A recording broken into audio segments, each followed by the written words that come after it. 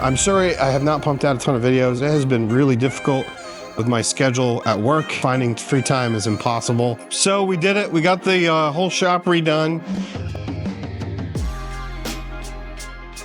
I'm going to show you here in a minute. It's not going to look like much change from prior videos, but literally every single cabinet, every workbench, every pegboard panel, everything except for the TV has been moved. Let me show you what we did and why we did it here. So up on the left here, you're gonna see my 2001 Ford F250. This is a 7.3 liter Powerstroke. This thing is awesome. It was in excellent condition. It had a couple small leaks. I decided that I was going to go ahead and take the motor out. Today we spent quite a bit of time. We were able to get a lot of the accessories off, the fan, the radiator, intercooler, everything but the power steering cooler is out.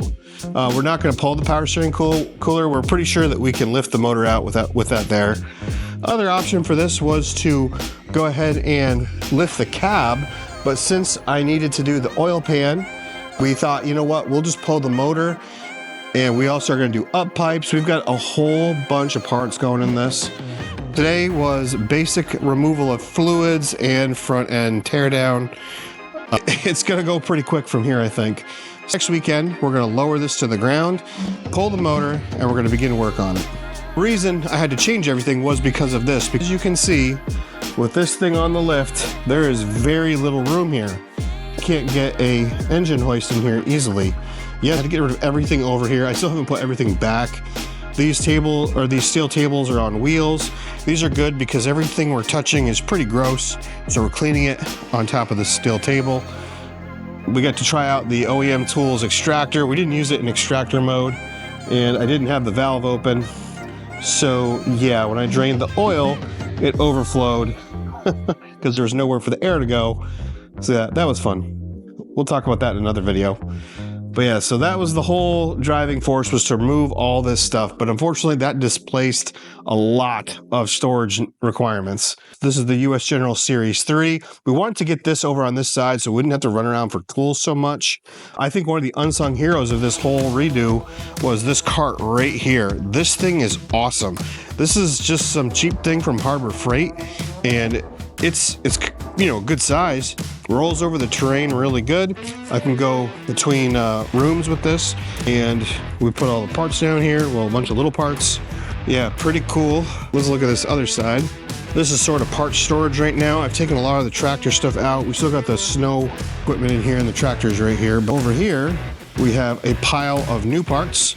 A majority of that, if not all of it, is from riffraff. Then we have some of the old stuff we took off today.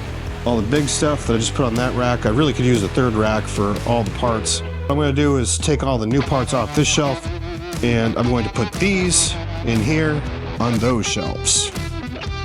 I really like this bay for the Super Duty, as it's pretty long and the truck fits in here decent. There's a lot of storage potential in here, so I think we're going to be putting some cabinets up in here as well in the future. We'll see. With the truck is much larger than the tractor, so it takes up quite a bit of space in here. After we were done today, I spent a good amount of time cleaning all the tools. We have all kinds of stuff that we went through today, and I decided to clean it all, so all this is now clean. I didn't want to do it, but I did a drawer of power tools. I really like having these hanging up. I think that looks a lot better. We also tried out some new toolbox widgets. They came out with these really cool plier, big plier organizer widgets. So I grabbed some of those. They seem to be all right. Stuff does flop off of them pretty easy. So I don't know, jury's kind of out on those. All the other toolbox widgets are, of course, you know, working perfect. All the wrenches looking real good. Got all those cleaned off. It's amazing how absolutely filthy stuff gets. Some new additions on this side. Not only do we move the benches way over, but we got another cabinet. This is just a 3-foot shallow one. This is where I'm storing a lot of paraphernalia here. We got all the fans that I almost never use. We got some ratchet straps, which are pretty handy. All my jacks and the worn winch. We got pig mats. These things are amazing. Cat litter does work really well, but this is next level. Label tool, which I'm going to get into here in a little bit. All my batteries and stuff. These are all charged now.